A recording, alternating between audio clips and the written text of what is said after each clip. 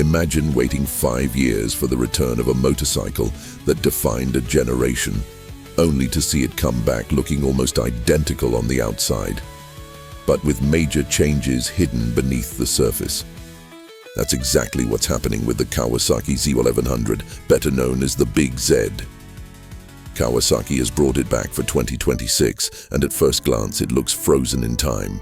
The sharp Sugumi styling, the aggressive lines, and the raised tail section are all still there. But underneath that familiar bodywork, the bike has been re-engineered to meet stricter Euro 5+ emissions regulations and to keep up with today's ultra-competitive super naked segment.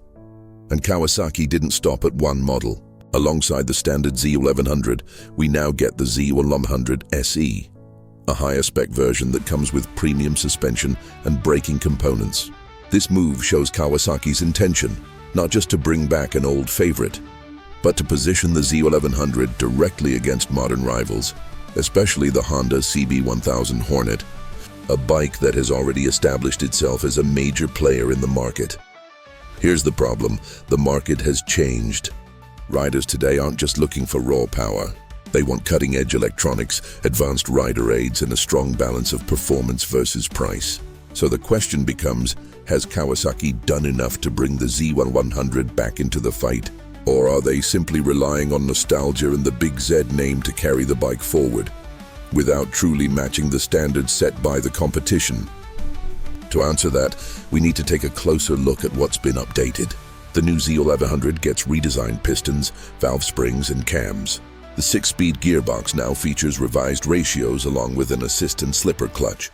A ride-by-wire throttle opens the door to cruise control and a standard quick shifter, while the bike also gains lean-sensitive ABS and traction control thanks to a new IMU. And of course, you get a 5-inch full-color TFT with Bluetooth connectivity, the same setup Kawasaki has rolled out across its modern lineup. But here's where things get interesting. Power and torque remain in a range very similar to the outgoing model: 134 horsepower at 9,000 RPM and 83 lb-ft of torque at 7,600 RPM. Respectable numbers, yes, but not exactly groundbreaking when you consider that many rivals are now pushing well past 150 horsepower. On top of that, with a curb weight of 221 kilos, the Z1100 is one of the heavier bikes in its class, something that could limit agility against lighter and sharper competitors. So here's the hook. On one hand, we've got a legendary naked bike making a strong comeback with refreshed technology, a premium SE version, and a loyal fan base. On the other hand, we've got a brutally competitive market where nostalgia alone may not be enough. And that's what we'll dig into in the next chapter. A closer look at the two versions, the standard Z1100 and the Z1100 SE, to see what each one really offers, and whether the SE's upgrades justify the higher price tag. Now that we've set the stage, let's break down the two versions of the Kawasaki Z1100 in detail. This is where things get interesting because Kawasaki is clearly trying to give riders a choice between a more affordable entry point and a premium, high-spec model. But the question is, are the differences enough to justify spending extra on the SE? Let's start with the standard Z1100. This bike comes in at $11,099, which puts it in direct competition with bikes like the Honda CB1000 Hornet. At that price, you're getting a solid super naked package. The new engine internals we mentioned earlier: ride-by-wire throttle, cruise control, quick shifter, IMU-based electronics, and a full-color TFT display. For a base model, that's not bad at all. Kawasaki has clearly worked to bring the Z1100 up to the level of modern expectations without inflating the price too much. But then comes the Z1100 SE, priced at $12,699. That extra money gets you some significant upgrades. The headline change is the rear suspension, an Öhlins S46 shock absorber, complete with a remote preload adjuster. This means you can fine-tune the ride much more precisely, whether you're pushing hard on twisty roads or dialing things back for everyday comfort. Combine that with the SE's Brembo monoblock calipers and braided brake lines, and suddenly you've got a package that feels a lot more serious in terms of handling and stopping power. And we can't ignore the styling touches: gold fork stanchions, gold wheels, and a premium two-tone paint scheme that visually sets the SE apart. On paper, Both bikes make the same power, 134 horsepower, and both carry the same weight, 221 kilo. This means the SE doesn't give you more speed or acceleration, but it should give you sharper control, better braking confidence, and a more planted feel on the road. For riders who really push their bikes, those differences are huge. But for someone who mostly commutes or rides casually on weekends, the standard model might already cover everything they need. Here's the conflict. Kawasaki is trying to balance nostalgia with modern demands. But in doing so, they've left themselves open to criticism.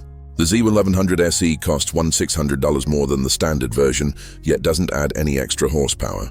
For some riders, that's going to feel like a stretch, especially when rival bikes are offering more raw performance at similar price points. And then there's the weight issue. The Z1100 is heavier than most of its competitors, which may raise eyebrows among riders looking for razor-sharp agility. But here's the flip side. Not everyone buys a big naked purely for performance numbers. Some people value the overall package, the reliability of Kawasaki engineering, the aggressive Sugumi styling, and the feeling of owning a bike with real presence. And in that department, both versions of the Z1100 deliver. The SE just takes it one step further, appealing to riders who want the prestige of Öhlins and Brembo components, even if they never push them to the absolute limit. So, what we have here is a clear split. The standard Z1100 as a solid, competitive option in the market, and the Z1100 SE as a premium variant designed to attract riders who want more refinement, better components, and a bit of exclusivity. In the next chapter, we'll step back and look at the bigger picture. Where does the new Z1100 really stand in today's super naked market? And what lessons can we learn from Kawasaki's decision to bring this bike back after 5 years? That's where the real reflection comes in. So now that we've gone through the details of both versions, the big question remains, where does the 2026 Kawasaki Z1100 really stand in today's super naked market? First, let's face the reality. At 134 horsepower, the Z1100 isn't going to scare the likes of Ducati's Street Fighter V4, KTM's Super Duke R, or even Yamaha's MT-10. Those bikes deliver more aggressive performance, sharper handling, and in some cases lighter weight. At 221 kilo, the Z1100 is on the heavy side, and that alone may push away riders who want razor-quick agility. So, if we're looking strictly at performance specs, Kawasaki is not aiming to dominate the top of the power wars, but that's not necessarily a bad thing. Kawasaki seems to have positioned the Z1100 in a different lane, a bike that mixes aggressive street fighter looks, reliable Japanese engineering, and just enough tech to keep up with modern standards without breaking into the extremes of price or complexity. In other words, it's a bike designed to deliver a balance between everyday usability and weekend thrills, rather than trying to be the wildest machine on the block. The standard Z1100 makes sense for riders who want a solid super naked with modern electronics, decent power, and Kawasaki's signature build quality, all at a price point that directly rivals the Honda CB1000 Hornet. Meanwhile, the Z1100 SE is Kawasaki's way of saying, if you want more refinement, we've got you covered.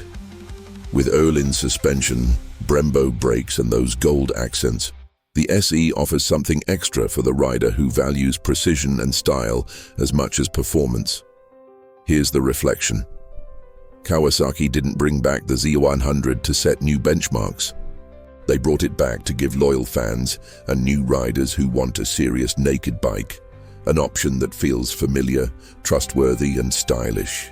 The brand knows that not every rider wants to chase 170 horsepower monsters. Some just want a bike that looks intimidating, rides comfortably, and gives them confidence every time they twist the throttle. And in that sense, the Z1100 has achieved its mission. It's not the absolute fastest, it's not the lightest, but it's a complete package that balances modern features with Kawasaki's tradition of muscular street fighters. So the question I'll leave you with is this. In a world where numbers and spec sheets dominate, is a bike like the Z100 one that balances performance with personality exactly what we need right now? Or has Kawasaki played it too safe, letting rivals set the pace while they lean on nostalgia? That's the real debate.